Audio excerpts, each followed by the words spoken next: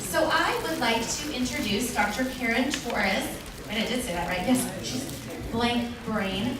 Dr. Karen Torres is a neuropsychologist who is new to the Northwest. She came to us from the East Coast in Boston.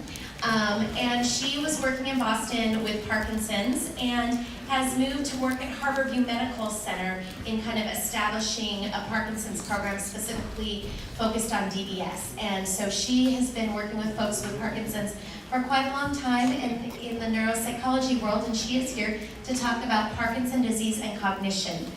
And so when she finishes her talk, she's not able to stay for the panel Q&A, so she will take a short question and answer session after she speaks, so you can save your questions for then, rather than for the panel Q&A. So here is Dr. Torres.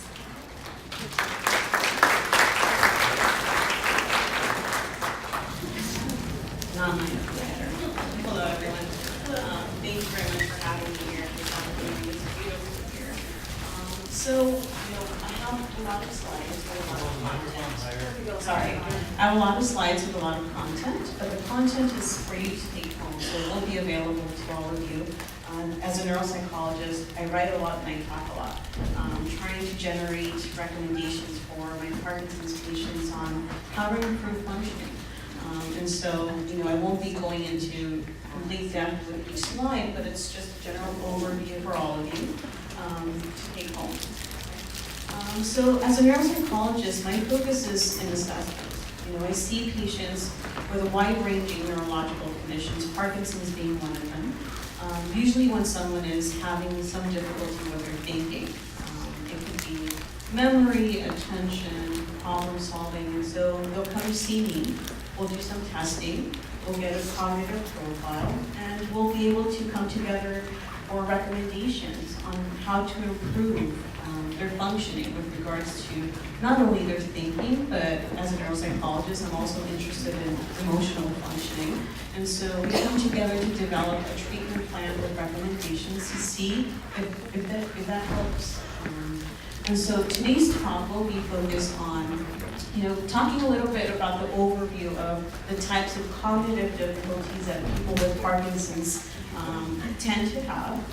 And the majority will be focused on how to stay as cognitively healthy as long as possible. Unfortunately, there's no magic pill for that. And so we're trying to figure out in the research community what we can do to do that. So cognition is what you're doing now, thinking through thought processes, anything related to attention, memory, you name it. That is all cognition. There are different components of cognition. We have attention, language, memory, but for the purpose of the talk today, we'll focus on attention, memory, and executive function because those are the areas that people with Parkinson's tend to struggle with a little bit more. There's different components to attention. At the very basic level, alertness is at the top of the list. If you're dozing off, hearing me talk, chances are attention isn't being completely placed. And to do that, you're not going to remember much of what I talk about today. So after arousal, there's basic attention. Your ability to focus, listen to what someone is saying. But where it gets trickier for people with Parkinson's is when you're asked to tease out more than one conversation, for example. Divided attention can be really hard. And so it's rather difficult to do that. Memory is dependent on attention. Often I see patients who come in and they say, I'm having memory loss, or the care partner or caregiver comes in and says, you know what, they're not listening to what I'm saying, they're forgetting what I'm saying. And after the testing, we find out that it's not a memory problem, so to say. It's more attentional, because without attention, there's no learning. And the process of learning is acquiring new information. And this new information ideally gets processed into one's memory.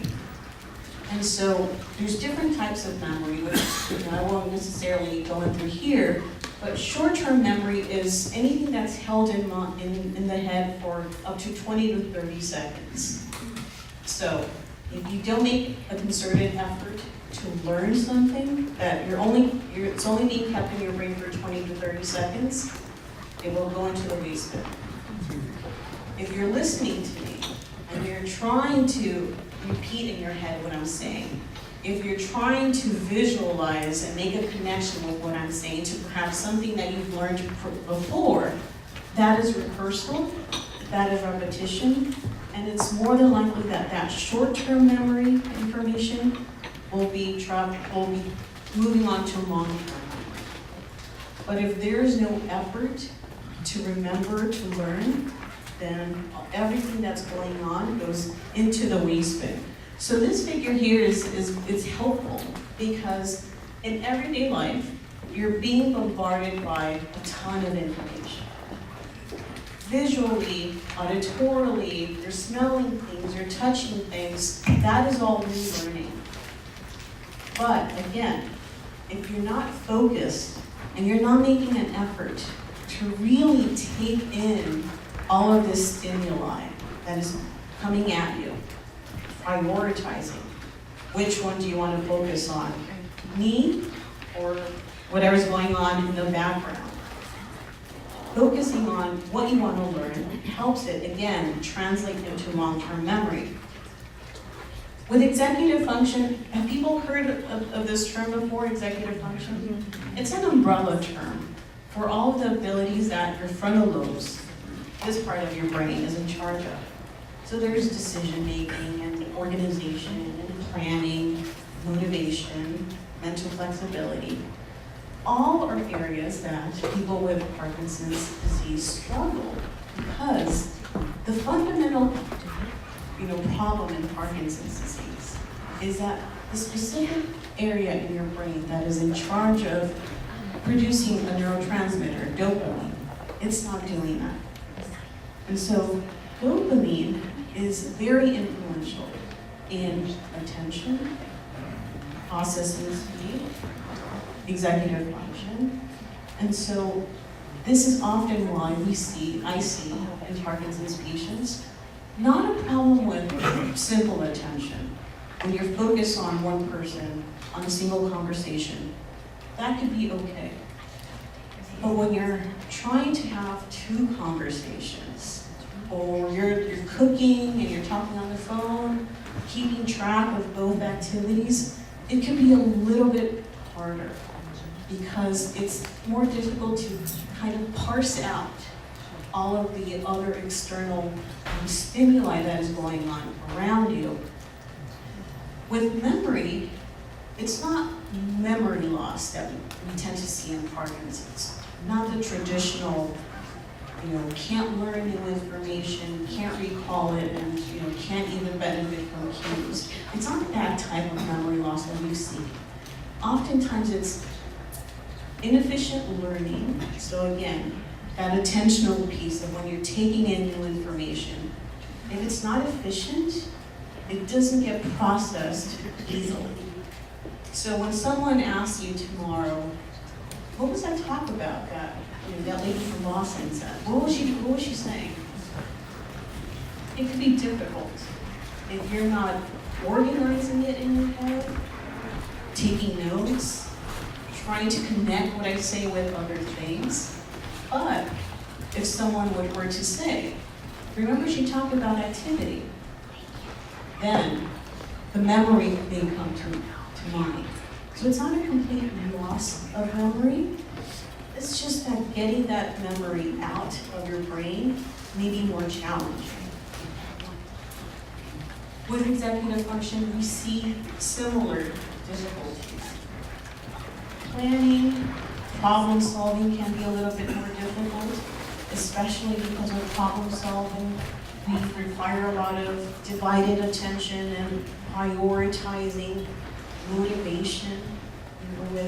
When there's a lot of motor symptoms, In Parkinson's disease, motivation may be a big impediment in going out there and getting things done. And so we tend to see these type of difficulties. So when we're shifting our focus to cognitive resilience, we're all getting older. And unfortunately, one of the causes of cognitive decline over time is age. You know, our brains now aren't working as good as they once were 10, 20, 30 years ago. But some of that is normal. We're all aging. There's some expected changes in your cognitive abilities. Other changes are related to diseases. We have vascular diseases, neurological conditions like Parkinson's that may alter how our brains look. But the one I really want to focus on is a sedentary lifestyle. That is a cause of cognitive decline. And so, from what we know from the research is that it has suggested that one way to stay cognitively healthy is through activity. How do we, oftentimes, lifestyle factors, have been shown to be promising. Living in an enriched environment with people who are encouraging and motivating. How do we know this? Animal research. It all starts with the animals. In the 60s and 70s, researchers were focusing on seeing how animals react in different types of environments. So you have a traditional environment where there's in a cage, they have food and water, they may have 2 or 3 buddies with them. They also had an impoverished condition where it's a single rat, it has food and water, but it's alone. And then the enriched environment, and you see it's like a jungle gym.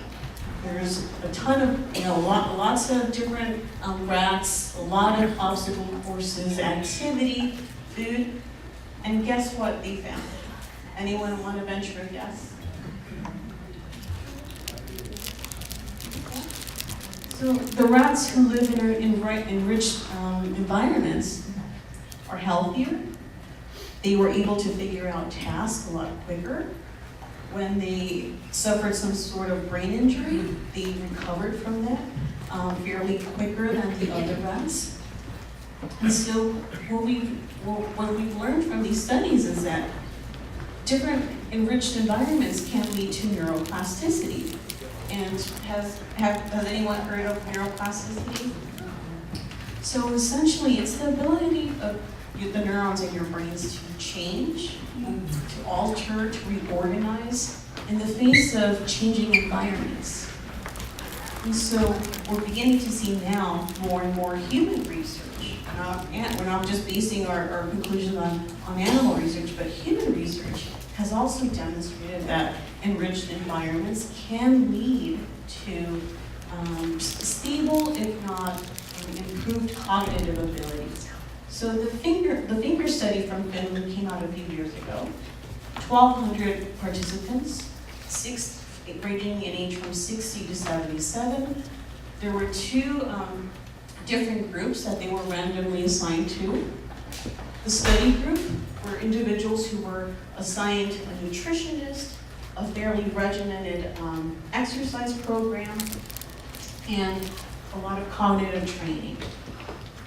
And so they frequently met with other people to do that, the other participants, so they would enjoy cooking classes. They'd exercise together, whereas the control group received some good medical advice. No intervention. And so what they found was that the overall cognitive abilities of people in the study group increased overall by 25%. And more specifically, quite remarkably, their processing speed and aspects of executive function outperformed the control group by quite a lot. So one of the things that we've learned from this study, and along with several other studies, this has not been the only one, is that activity is essential. It is essential to maintaining good cognitive health. So we'll focus on the different types of activity. Who here performs cognitive exercises in everyday life?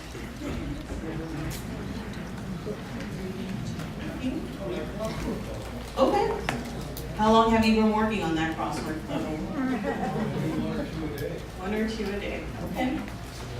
So the mind, the brain, like any other organ in your brain, you need to use it or lose it. It is an organ that needs to be exercised. But the criteria for it being a good cognitive exercise is that it's something that's new. So, if you've been working on crossword puzzles for years and years and years, it's not new. Even though they're different every time. It's not a new activity. It needs to be challenging. Okay? It needs to be something that is new and it's challenging. Something that you've never even thought about doing. Can someone give me an example? Learning French. Absolutely. Learning to juggle. Right? Learning a new hobby, learning a new language, those are things that are new. But it also has to be fun. Because if you're going to tackle on a new hobby or learn something new, if it's not fun, what do you think is going to happen? It's going to be another chore, right? And I think we have enough of those in our life to add something else to it. So if it's fun, the likelihood that you will engage in it goes up tremendously. So how do you make things fun? Complete the activity in a place that you enjoy, that appeals to your senses. If you love your garden, work on your crossword puzzle out there. If you like to work in candlelit, light, do it that way. Something that's appealing to your senses. I've included just examples of different types of cognitive exercises. But what happens if you want to try a new language, but you're finding that you already have some difficulties with your perhaps attention or your memory, that it seems to you like, well, how am I going to learn something new if I can't remember what I had for dinner last night? Right? One, the key is not that you master whatever hobby or activity you take on. It is not about becoming the best.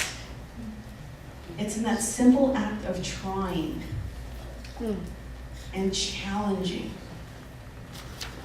that will help the brain, because it's doing something that it is not used to doing. That's good. It can be frustrating. That's another subject, but it's good for your brain. And so, if you do have difficulties with your thinking, learn some new strategies. We all have lists, sticky notes, hopefully not too many, because that could also become overwhelming. If you have a calendar, maybe just one calendar, as opposed to the one you travel with in your purse or suitcase, and then the one that's at home, and they're not coordinated all the time. Electronic calendars nowadays coordinate the calendar on your phone, with your iPad, or with your computer. It's not about having a lot of lists, because we know we lose it. Where do we begin, sort of thing. Remembering where you put things down, that's something we all practice, of not knowing where we leave things. Putting things, right? Yep. Visualizing. Oh, absolutely. Absolutely. And so things to do is visualize where you last saw that item. If you're used to putting your keys, let's say, as soon as you get in, there's a basket right by the door, and the basket is missing or you can't put it there, really be intentional about where you're putting the keys in that new place. If you say it out loud to yourself and repeat it a few times, that will increase your ability to remember those things. Staying on top of things, reminders, alarms are very helpful, especially with medication. to learn something new. For example, if you're attending a new group and meeting a person for the first time, listen to them. Be effortful when you're listening to them. Repeat their name after you meet them. Out loud, it would be great, but if it has to be internal, even better. That's going to make it easier for you to remember their names and remember, what it is you've talked about. Try to screen out all of the different distractors, and sometimes that can be difficult, but going off to a quiet corner can be helpful in that regard. And then I've also included a lot of different mnemonics to making memorization easier. So we've mentioned quite a few already. Visual imagery is one. If you're learning something new and you're able to tie it to something else that's vivid, that's colorful, again, you're doing another method of learning the same thing in a different modality. Coming up with acronyms. If you are learning, you're learning geography and you're trying to figure out how am I going to remember all of the Great Lakes, coming up with an acronym that is easy is one possibility. We all use compensatory strategies. I use them all of the time because learning, maybe for some of you, is easier, but we cannot hold great amount of information without strategies, compensatory strategies, keeping a calendar, and so forth. This is why phone numbers are broken down into threes, because if they weren't, it would be very hard to remember all of those digits. That's chunking, okay? Grouping things together makes it a lot easier. All right, so those are the cognitive exercises.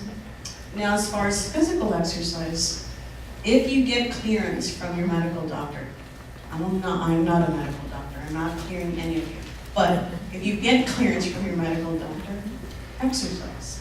How many of you exercise? It's a good group. Okay. Exercise is good for several reasons. You get oxygen to your brain, and that's a good thing. Heart needs oxygen, your brain needs oxygen too. It makes you feel better most of the time. The dread can be awful of getting up and going to the gym, but after, we tend to feel really good, right? It also can help with cognitive abilities. We've seen several studies demonstrated that specifically in Parkinson's patients, physical exercise can be very positive. In particular, one that's been in the news recently, anyone? Boxing? Any boxers in there? Not actually boxing, training for boxing. Training for boxing. It's not contact boxing, I should have clarified that. We don't want you to hit yourself in the head or whatever. That would be a bad thing. But why is boxing so good for people with Parkinson? Does anyone care to venture?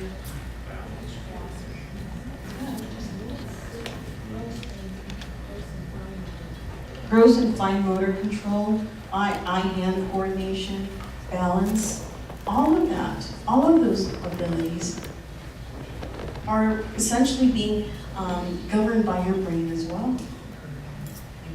You're being mindful of what you're doing.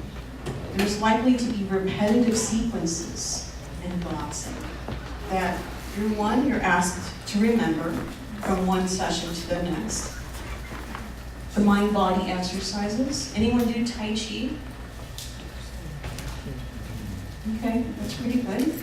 Tai Chi is tremendous because it allows you, again, you're working with sequential movements, hopefully remembering from one day to the next. And the thing about exercise is that typically you do it with other people. Is that right? Definitely you can practice it at home as well, but you're typically doing it with other people.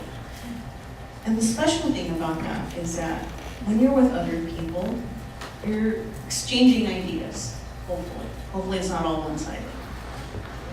there's an exchanging ideas that socialization can facilitate. So those are the three types of activity: cognitive, physical, and social activity. We know that isolation is bad for the brain. Isolation has been, in the research, closely related to depression, cognitive decline.